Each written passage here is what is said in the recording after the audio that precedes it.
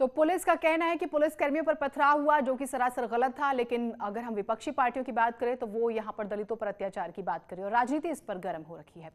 कल मोदी कैबिनेट की बैठक से पहले नए राज्यपाल बनाए गए हैं। कई राज्यों के तकरीबन 8 राज्यों के राज्यपाल जो हैं वो बनाए गए हैं। PS श्रीधरन पिल्लई मिजोरम के नए गवर्नर होंगे। सत्यदेव नारायण आर्य त्रिपुरा के नए गवर्नर होंगे। रमेश बैस झारखंड के नए गवर्नर होंगे। थावरचंद गहलोत कर्नाटक के नए गवर्नर बनाए गए हैं। बंडारू दत्तात्रेय हरियाणा के गवर्नर बनाए गए हैं। हरिबाबू कुंभमपति मिजोरम के गवर्नर बनाए गए हैं। मंगूभाई छगन भाई पटेल जो है वो मध्य प्रदेश के गवर्नर बनाए गए हैं। राजेंद्र विश्वनाथ अर्लेकर हिमाचल के गवर्नर बनाए गए हैं। तो ये बड़ी तब्दीली और पहली बार ऐसा हुआ है कि 8 गवर्नर जो हैं 8 राज्यों को मिले हैं और ये काफी बड़ा फैसला माना जा रहा है, क्योंकि सुबह से हम जिक्र भी कर रहे थे कि कैबिनेट में विस्तार होगा, कुछ लोगों को गवर्नर बनाया जाएगा, कुछ के पद जो हैं वो बढ़ाया जा सकता है, प्रमोशन, तो कुछ का पद घटाया जा सकता है, कुछ को संगठन में भेजा जा सकता है। बड़ी तब्दीलियां, और ये माना जा रहा था कि जो चुनाव आने वाले हैं जिन राज्यों में, उसका भी खासतौर से ख्याल होगा। 18 से 22 मंत्री और बनाए जाएंगे। 81 की पूरी संख्या है, करने की पूरी कोशिश होगी यहाँ पर। और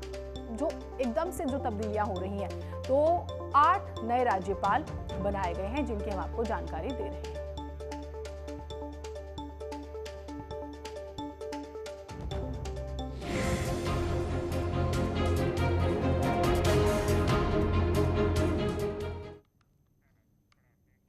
तो सूत्रों के हवाले से बड़ी खबर आ रही है कि अगले 24 घंटे से 48 घंटे में मोदी मंत्रिमंडल का विस्तार हो सकता है।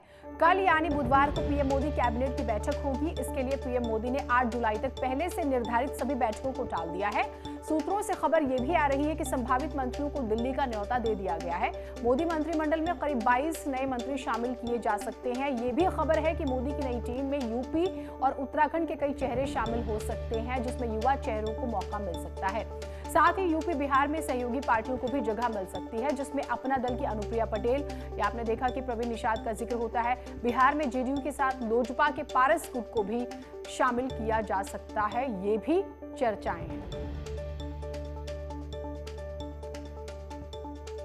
तो ऐसी बहुत से मंत्री हैं जिनके पास एक से ज्यादा मंत्रालय हैं, काफी जिम्मेदारी संभाल रहे हैं, तो हो सकता है कि उसमें भी कुछ तब्दीलियां हो।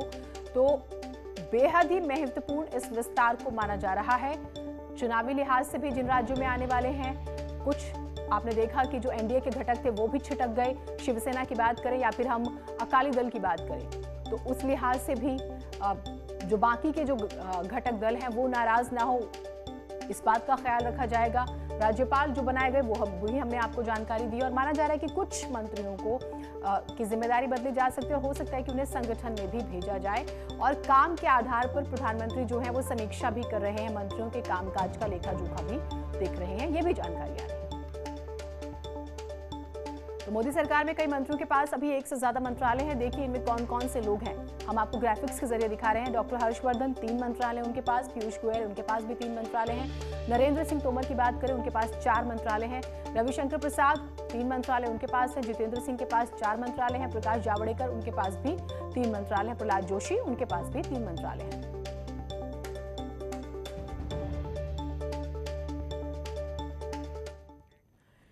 संघ प्रमुख मोहन भागवत के बयान पर सुहेलदेव बहुजन समाज पार्टी के मुखिया ने बेतुकी बयानबाजी की है, जिसके बाद कई राजनीतिक दलों ने एसबीएसपी अध्यक्ष ओम प्रकाश राजभर के बयान पर कड़ा एतराज जताया है। लेकिन कांग्रेस ने इसी बहाने बीजेपी पर निशाना साधा। पार्टी प्रवक्ता सुरेंद्र राजपूत ने कहा है कि राजभर जैसे लोगों का सामाजिक बहिष्कार होना चाहिए। राजभर ने बीजेपी नेताओं के डीएनए को लेकर आपत्तिजनक बयान दिया था। ओम प्रकाश राजभर जी भारतीय जनता पार्टी के पुराने साथी हैं। लगता है कि वो सारे संस्कार भी भारतीय जनता पार्टी से ही सीख करके आए हैं क्या? असभ्यता के बयानों की घनघोर निंदा होनी चाहिए। ऐसे असभ्य बयानों का तिरस्कार होना चाहिए। सारा भारत एक है, सारे भारतीय एक हैं। मोहन जी भागवत के बयान पर राजनीतिक टीका टिप्पणी जरूर हो, लेकिन असभ्य टीका टिप्पणी से परहेज होना चाहिए। अयोध्या दौरे पर पहुंचे डिप्टी सीएम केशव प्रसाद मौर्य को रुदौली में गार्ड ऑफ ऑनर दिया गया है। केशव मौर्य यहां शुजागंज में रामअचल गुप्ता की मूर्ति का अनावरण करेंगे। बता दें कि रामअचल गुप्ता ने राम जन्मभूमि आंदोलन में अपना बलिदान दिया था और उन्हें याद जो है वो इसी वजह से किया जा रहा है, उनके योगदान को सराहा जा रहा है।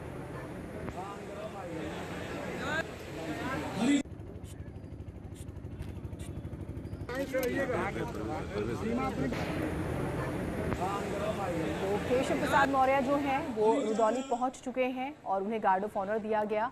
शुजागंज में रामअचल गुप्ता की मूर्ति का अनावरण करेंगे। कार सेवक रहे हैं रामअचल गुप्ता और उनका बहुत बड़ा योगदान है इस पूरे आंदोलन में और इसी वजह से जो है केबी शुक्ला हमारे साथ, हमारे सहयोगी जुड़े हुए लाइव। केबी शुक्ला, जरा आप हमें बताइए वहां पर अभी आप क्या देख पा रहे हैं? देखिए, आपको बता दें कि रुदौली विधानसभा क्षेत्र में डिप्टी सीएम केशव मौर्य ने जो राम जन्मभूमि आंदोलन में बलिदान दिया था, जिनको गोली से लगी उनकी मौत हुई थी, उनकी मूर्ति का अनावरण आज डिप्टी सीएम केशव मौर्य ने किया है। शुजागंज में ये मूर्ति लगाई गई है।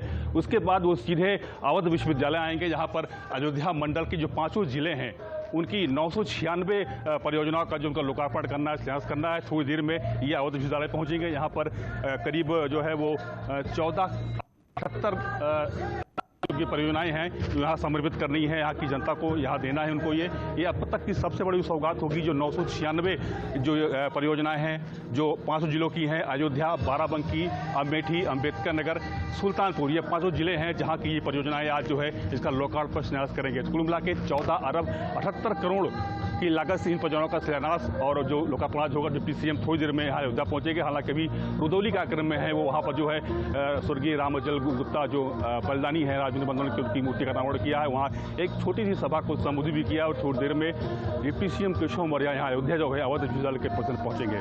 जी बिल्कुल। और एक चीज और अभी पहुंचेंगे, वो तस्वीरें भी हम आपको दिखाएंगे, लेकिन एक चीज बताइएगा कि ये माना जा रहा है कि जो योजनाएं हैं, अरबों रुपए का जिक्र हो रहा है, अयोध्या बिल्कुल ही बदल जाएगी। क्या बड़े बदलाव जो है आप वहां पर देख पा रहे हैं, क्योंकि सबसे ज्यादा चर्चा है इसकी?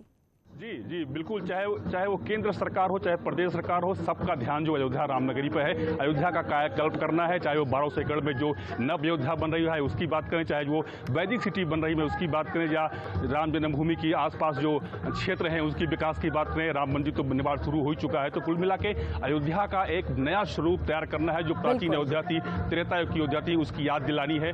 तो कुल मिला के जो जितने अयोध्या के आसपास राम मनगमन मार्ग हो, उस पर रामायणकालीन जो है वहाँ दृश्य बनने हैं। तो सब मिलाकर अयोध्या के ऊपर पूरी सरकार का ध्यान है। बिल्कुल। और हम देख रहे हैं कि देशभक्ति गाने जो हैं वो भी बज रहे हैं आपके पीछे। जैसे ही उप मुख्यमंत्री पहुंचेंगे हम जानकारी देंगे। बहुत शुक्रिया आपका केबी शुक्ला।